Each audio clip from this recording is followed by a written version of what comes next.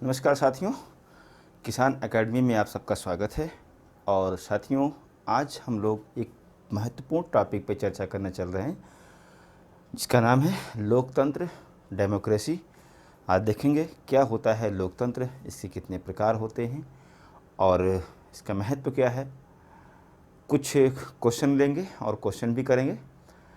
ये जो क्लास आपकी है ये 2-3 पार्ट में हम इसको करेंगे, एक लंबी टॉपिक है।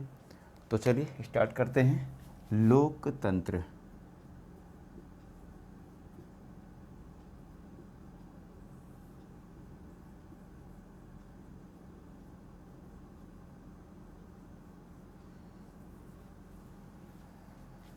देखेंगे कि लोकतंत्र होता क्या है, इसके अर्थ पे चर्चा करेंगे और थोड़ी सी ऐतिहासिकता को लेते हुए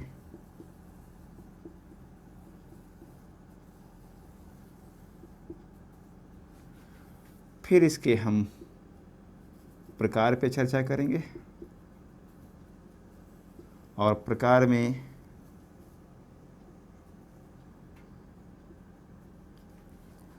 इसके 3 प्रकार होंगे।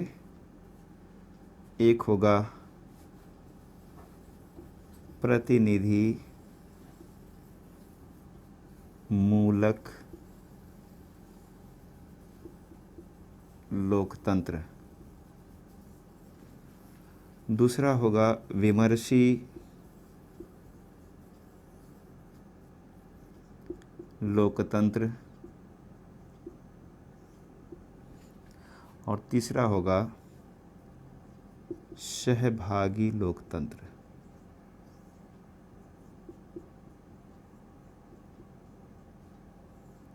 ठीक है। रिप्रेजेंटेटिव डेमोक्रेसी, डिस्कोर्स डेमोक्रेसी और पार्टिसिपेटरी डेमोक्रेसी, इन तीनों को समझेंगे। इसमें भी दोस्तों हम इनके अर्थों को समझेंगे और इनका हम विश्लेषण करेंगे। विश्लेषण के बाद इनका हम मूल्यांकन करेंगे। इस लेवल पे हम जाएंगे, तीनों का इसी प्रकार से करेंगे। फिर इसके बाद हम देखेंगे लोकतंत्र बनाम विकास, डेमोक्रेसी वर्सेस डेवलपमेंट, इस पर चर्चा करेंगे और लास्ट में कुछ प्रश्नों पे चर्चा हम करेंगे।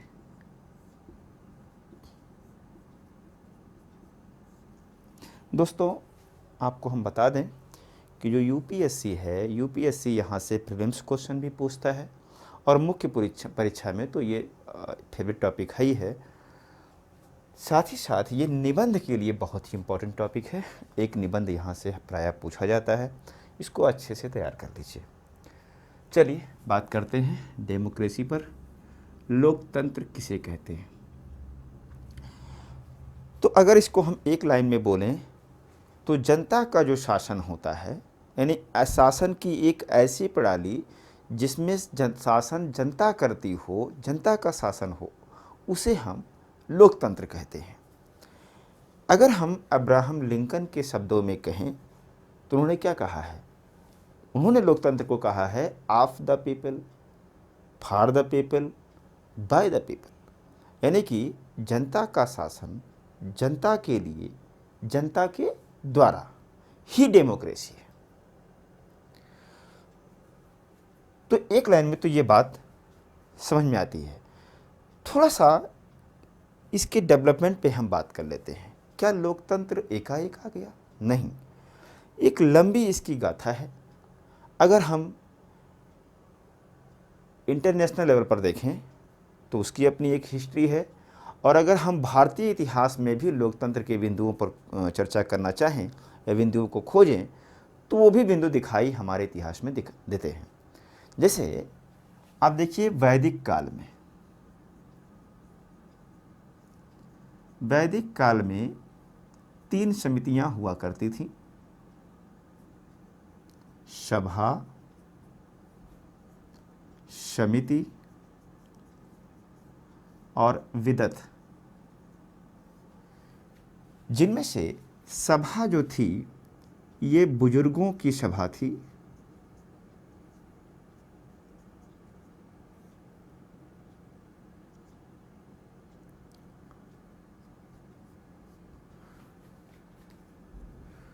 बुजुर्गों की सभा थी और कहा जाता है कि ये प्रायः न्याय का कार्य करती थी।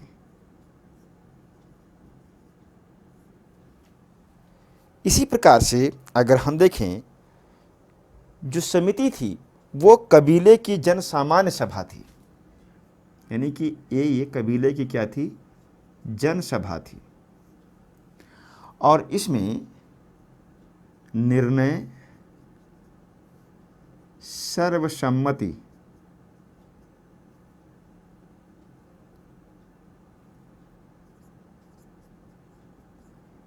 से होते थे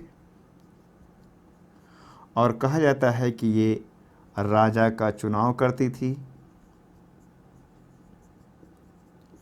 और उस पर अंकुश लगाने का काम करती थी, यानी कि उसको हटाने का काम भी कर सकती थी। इसी प्रकार से आप देखेंगे एक थी विदत, ये सबसे प्राचीन सभा थी और जिसका काम था सैनिक मामले जो थे उसको देखना, यानी कि ये सैन्य मामलों से संबंधित थी।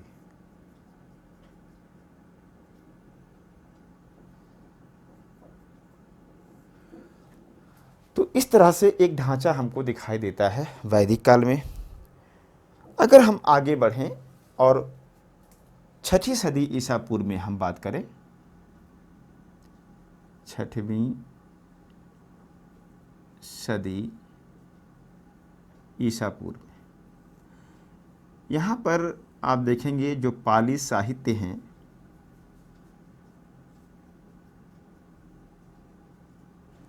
पाली साहित्यों में 16 महाजनपदों का उल्लेख है। अंगुत्तर निकाय में पाली एक ग्रंथ है, बौद्ध साहित्य है, जिसमें 16 महाजनपदों का उल्लेख है, जिसमें से कहा गया था कि जो इसमें से 10 महाजनपद थे वो गणराज्य थे। गणराज्य से आशा ये होता है कि जहाँ पर जो राजा होता था उसका चुनाव होता हो, यानी 10 गणराज्य 16 महाजनपद में थे, जिनमें से एक बहुत ही फेमस नाम है, आप जानते होंगे, लिच्छावी गणराज्य था।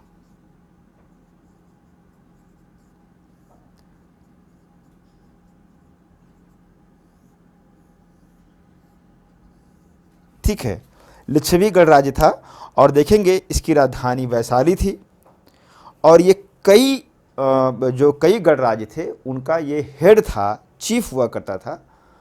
और कहा जाता है कि वैशाली में एक सभागार थी और उस सभागार में आम जनता बैठ करके समस्त निर्णय सर्वसम्मत से लिया करती थी, ये कहा गया। इसके बाद आप देखेंगे कि चोल काल में अगर आप आइए, चोल काल सबसे ज़्यादा फेमस किसके लिए है? तो स्थानीय स्वायत्तता के लिए है। स्थानीय स्वायत्तता के लिए ये प्रसिद्ध है और इसके लिए कहा गया है कि ये जो स्थानीय स्तर पर कई सारे समितियां या ग्रुप बना करके ग्राम का पूरी तरह से शासन करते थे। तो ये सब बातें हमारे भारतीय इतिहास में हैं, लेकिन अगर हम कहें इसका वैज्ञानिक जो वर्गीकरण है वो किसने किया, वो कहाँ से प्रारंभ होता है, तो आप जानते हैं 4वीं सदी ईसा पूर्व, यानी 300 ईस्वी से पहले, 4वीं सदी ईसा पूर्व एक विद्वान था अरस्तु।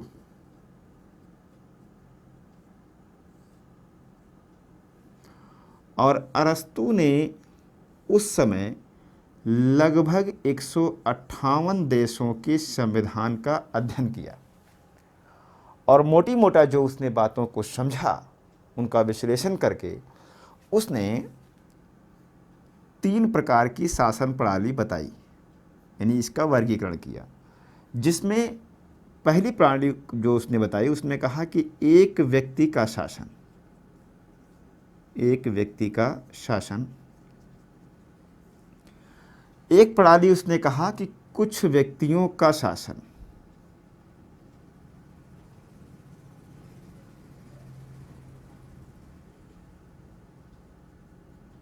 और तीसरा उसने कहा जनता का शासन।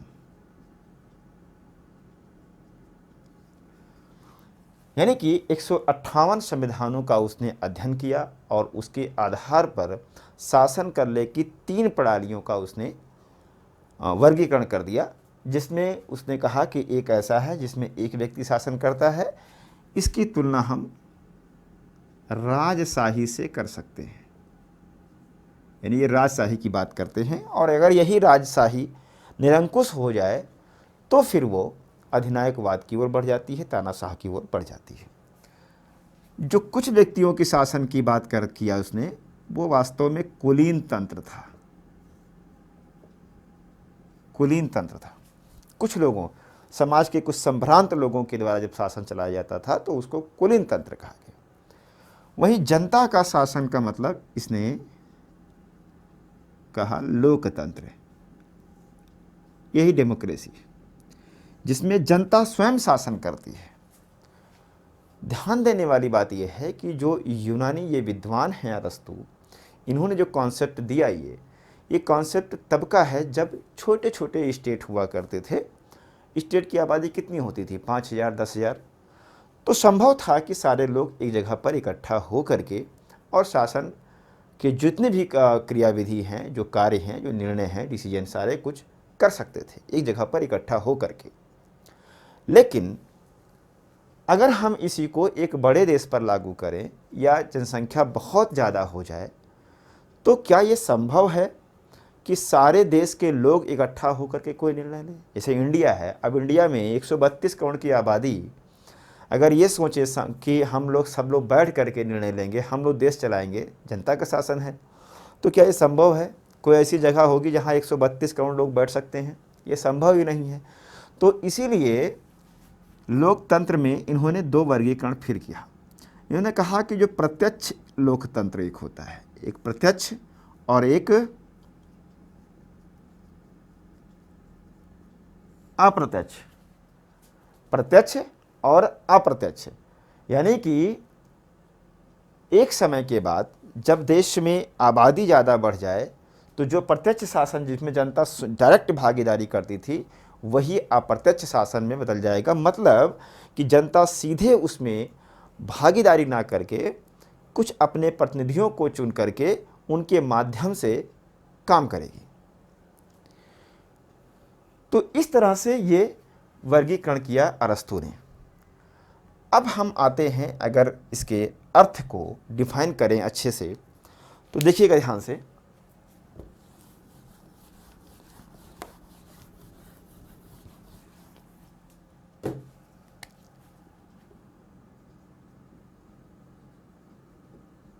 लोकतंत्र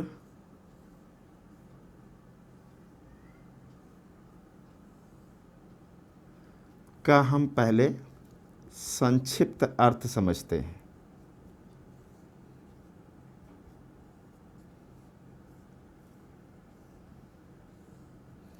और फिर इसका हम व्यापक अर्थ देखते हैं। जब हम इसके संक्षिप्त अर्थ को देखते हैं तब हम ये कहते हैं कि यह एक साधन है।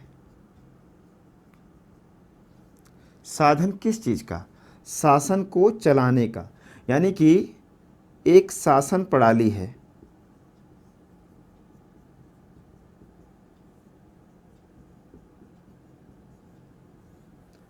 जिसमें जनता प्रत्यक्ष या अप्रत्यक्ष रूप से शासन करती है।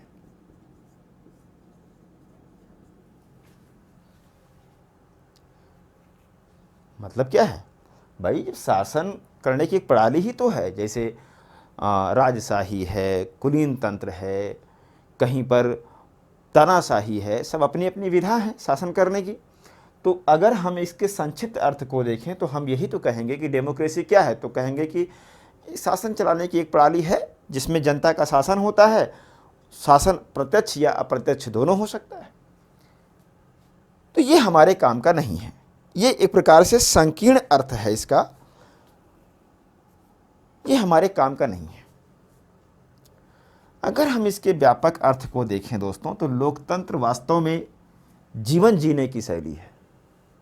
लोकतंत्र सही रूप में अगर लागू हो जाए या प्राप्ति हो जाए तो व्यक्ति का जीवन अर्थपूर्ण, गरिमापूर्ण हो सकता है, स्वावलंबी हो सकता है, उसका सेल्फ कॉन्फिडेंस का विकास हो सकता है। मतलब ये है कि जब हम व्यापक अर्थ की बात करते हैं तब ये साध्य बन जाता है। ये साध्य है क्यों? क्योंकि लोकतंत्र एक व्यापक अवधारणा है, व्यापक अवधारणा है, या आप इसे कह सकते हैं कि एक मूल्यात्मक अवधारणा है। मूल्यात्मक अवधारणा क्या है? देखिए, पॉलिटी में कुछ मूल्य हैं, जैसे प्रस्तावना जब आप पढ़ते हैं तो उसके कुछ मूल्य हैं संविधान के। क्या है? समानता, स्वतंत्रता, न्याय, बंधुत्व की बात करता है। यानी कि लोकतंत्र एक मूल्यात्मक अवधारणा है जब इसके व्यापक अर्थ को जाते हैं। डेमोक्रेसी का मतलब सिर्फ इतना ही नहीं कि एक शासन चलाने की प्रणाली जिसमें जनता शासन करती है, नहीं। लोकतंत्र एक व्यापक अवधारणा है, विभिन्न प्रकार के इसमें मूल्य हैं। कैसे मूल्य? समानता है, स्वतंत्रता की बात करता है, न्याय की बात करता है, बंधुत्व की बात करता है लोकतंत्र। साथ ही साथ आप देखेंगे यह एक बहुआयामी अवधारणा है, बहुआयामी अवधारणा है। मतलब यह है कि इसमें सामाजिक लोकतंत्र की बात की जाती है, सामाजिक लोकतंत्र, इसी में आर्थिक लोकतंत्र,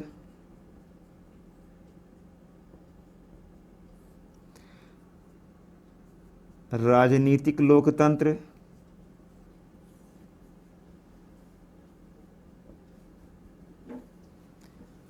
नैतिक लोकतंत्र,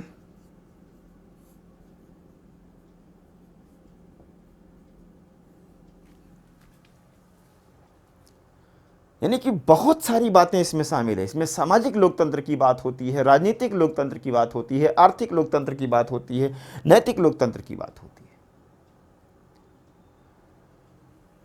ये हमारे काम का है। जरा सोचिए कि इतनी सारी बातें अगर हमको मिल जाएं, ये सारी चीजें हो जाएं, तो क्या हो सकता है? व्यक्ति का तो विकास होगा ही, राष्ट्र का भी विकास होगा। जैसे अगर हम कहें कि राजनीतिक लोकतंत्र से आशय क्या है या सामाजिक लोकतंत्र से आशय क्या है, इसका मतलब यह है कि समाज में किसी को भी विशेष अधिकार नहीं दिया जाएगा, चाहे जाति हो, धर्म हो, लिंग हो, जन्म हो, वंश हो, किसी के आधार पर किसी भी प्रकार का डिस्क्रिमिनेशन नहीं किया जाएगा, भेदभाव नहीं होगा। आर्थिक लोकतंत्र का मतलब यह है कि उत्पादन के साधनों का प्रयोग सामान्य हित में होना चाहिए, अर्थात सबकी आधारभूत जो नीड है वो सबसे पहले पूरी होनी चाहिए, और साथ ही साथ समाज में किसी भी प्रकार का आर्थिक शोषण नहीं होना चाहिए, और रोजगार करने की एक फ्रीडम होनी चाहिए, हम अपने पसंद का रोजगार कर सकें। राजनीतिक लोकतंत्र से आशा यह है कि इसमें एक संवैधानिक सरकार होनी चाहिए, संविधान के अकॉर्डिंग चलने वाली सरकार होनी चाहिए, सीमित सरकार होनी चाहिए। मतलब वो ऐसी सरकार ना हो जो असीमित शक्ति उसके पास हो, उसकी जो मन में आए कर दे, ऐसा नहीं होना चाहिए। सरकार जो हो जनता के प्रति संवेदनशील होनी चाहिए, जनता के प्रति उत्तरदायी सरकार होनी चाहिए। यह है आपका राजनीतिक लोकतंत्र। और नैतिक लोकतंत्र क्या है? तो नैतिक लोकतंत्र इसी में से निकल करके बातें आती हैं दोस्तों। जैसे आप देखिए, कहा जाता है कि लोकतंत्र एक जीवन जीने की शैली है। लोकतंत्र जीवन जीने की शैली कैसे है, आइए समझाते हैं। और इस पर एक मेंस का क्वेश्चन भी आप नोट कर लीजिएगा कि लोकतंत्र जीवन जीने की शैली है, और इससे नैतिक लोकतंत्र भी आपको समझ में आ जाएगा। देखिएगा, नैतिक लोकतंत्र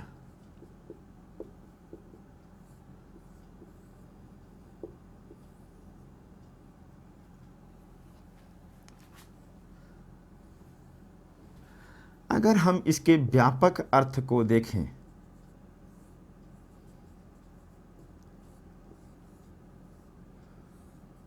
तो व्यापक अर्थ में क्या है दोस्तों? हमने कहा कि ये मूल्यों का एक ग्रुप है, यानी मूल्यात्मक अवधारणा है।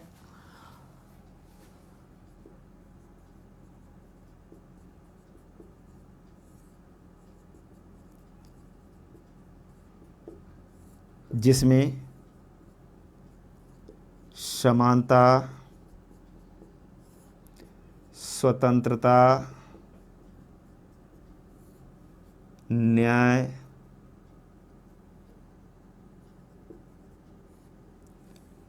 बंधुत्व की बात की जाती है। एक मूल्यात्मक अवधारणा है। अगर आप कल्पना कीजिए कि समाज में समानता ना हो तो क्या आपके आंतरिक विकास, आपके आंतरिक जो कॉन्फिडेंस है उसका विकास हो सकता है? नहीं हो सकता। स्वतंत्रता ना हो, कुछ लोगों को ही स्वतंत्रता मिल जाए समाज में, आपको स्वतंत्रता ना मिले, सोचिए क्या आप हीन भावना से ग्रसित नहीं होंगे।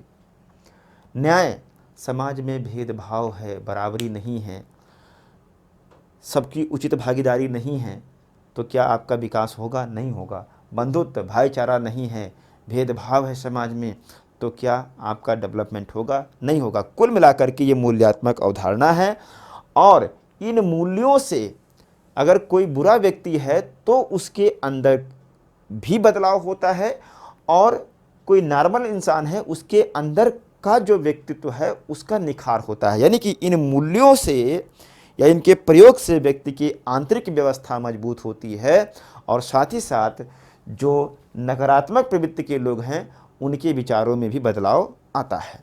दूसरी तरफ आप देखें तो जीवन वर्तमान में बहुत जटिल है। जीवन क्या है? जटिल है।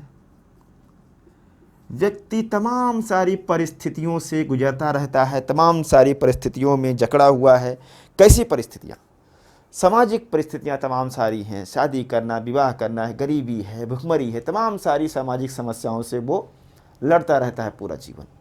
इसी प्रकार से विभिन्न आर्थिक समस्याएं, और आर्थिक समस्याएं तो एक बड़ी समस्या है, ज़िंदगी भर उसी में आदमी परेशान रहता है। साथ ही साथ बहुत सारी राजनीतिक समस्याएं से घिरा होता है व्यक्ति। यानी कि जीवन जटिल है, क्योंकि विभिन्न परिस्थितियों में व्यक्ति क्या है? जकड़ा हुआ है। और कैसी परिस्थितियां हैं ये परिस्थितियां सामाजिक भी हो सकती हैं, राजनीतिक हो सकती हैं, और आर्थिक परिस्थितियां भी हो सकती हैं। इनमें व्यक्ति जकड़ा हुआ है। अब जरा सोच के देखिए, अगर हम इन दोनों में समन्वय स्थापित कर लें, इसके द्वारा लोगों के विचारों में बदलाव हो सकता है, व्यक्ति के अंदर का जो सेल्फ कॉन्फिडेंस है उसका डेवलपमेंट हो सकता है। तो हम अगर संतुलन स्थापित कर लें तो जो भी परिस्थितियां हैं, सामाजिक हों चाहे आर्थिक हों, जो भी जटिलता है जीवन में, उन जटिलताओं से हम लड़ सकते हैं। और लड़ करके इससे क्या होगा, व्यक्ति के अंदर एक कॉन्फिडेंस का विकास होगा, मनुष्य के जीवन में आने वाली सारी समस्याओं का निदान हो सकता है और साथ ही साथ व्यक्ति अपने जीवन को प्रासंगिक एवं अर्थपूर्ण तथा गरिमापूर्ण बना करके जीवन जी सकता है। इसी संदर्भ में कहा जाता है कि लोकतंत्र जीवन जीने की क्या है, शैली है। सोच के देखिए क्या क्या डेमोक्रेसी में शामिल है। तो ये हमने आपको बताया डेमोक्रेसी की डिफिनीशन, परिभाषा। सिंपल सा केवल इतना मत समझिएगा कि of the people, for the people, by the people, ये इसका व्यवहारिक पक्ष है, इस पर हम बातचीत करेंगे। वो सिस्टम की बात करता है। तो ये आपके सामने एक परिभाषा हमने बताने की कोशिश की कि लोकतंत्र क्या है। साधन के रूप में देखा जाए तो शासन करने की एक प्रणाली है, लेकिन अगर व्यापक अर्थ इसका देखा जाए तो यह एक बहुआयामी अवधारणा है, मूल्यात्मक अवधारणा है। तमाम तरह की बहुआयामी बातें कही गई हैं, बहुत सारे इसमें मूल्य दिए गए हैं और इन सब को अडॉप्ट करके, इसका लाभ उठा करके व्यक्ति अपने जीवन को गरिमापूर्ण बना सकता है। तो अब आगे हम लोग देखेंगे लोकतंत्र का व्यवहारिक पहलू। ठीक है, तो मिलते हैं अगले वीडियो में। तब तक के लिए धन्यवाद।